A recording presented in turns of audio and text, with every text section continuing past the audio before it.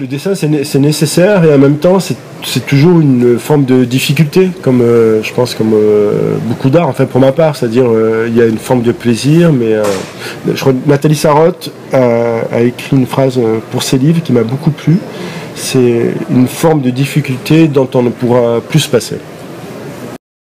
Nous avons contacté Christie's pour leur proposer d'y exposer notre lauréat de 2015, à savoir Abdelkader Benchama.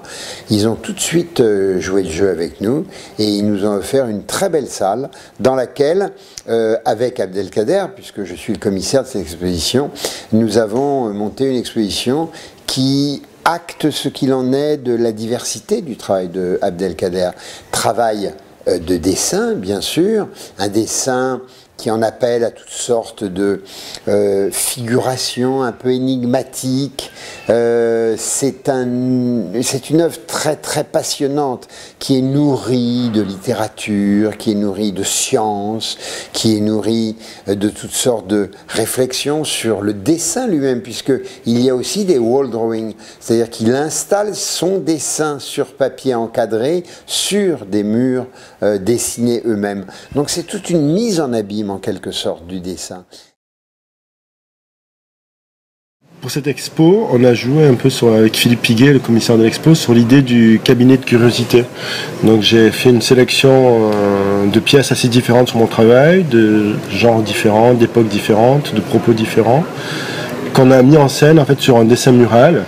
Et du coup, ça crée une sorte de continuité avec les autres salles parce que Christie's expose ses dessins de toute époque en fait pour leur vente aux enchères.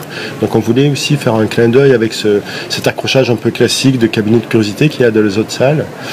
Donc j'ai montré notamment des gravures retouchées de Gustave Doré sur lesquelles je retravaille, où je mets en scène tous les phénomènes un peu divins, mystérieux, comme une sorte de construction humaine, de décor.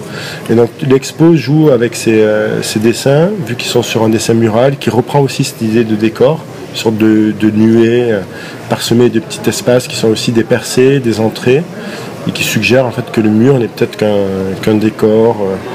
Et donc c'est un peu comme si on entrait justement dans ces gravures-là. Et voilà, donc l'expo n'est pas en opposition avec le reste, c'est une sorte de continuité, on peut passer d'une salle à l'autre, ça perturbe un petit peu parce qu'on voit que les dessins sortent de l'espace, mais pour cette expo-là, voilà, j'aimais cette idée un peu de continuité, de référence avec des œuvres plus anciennes.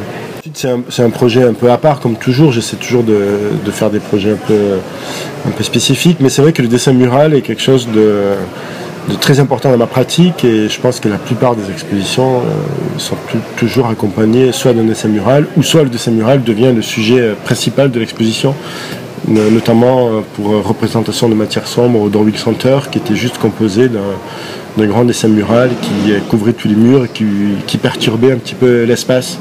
Mais peut-être pour cette expo chez Christie's, je joue aussi avec ce décalage. Les gravures sont très minutieuses, sont petites, il faut s'approcher pour voir mes interventions, alors que le fusain est étalé avec les mains, quelque chose de plus jeté, de plus instantané, donc ça crée aussi un petit décalage.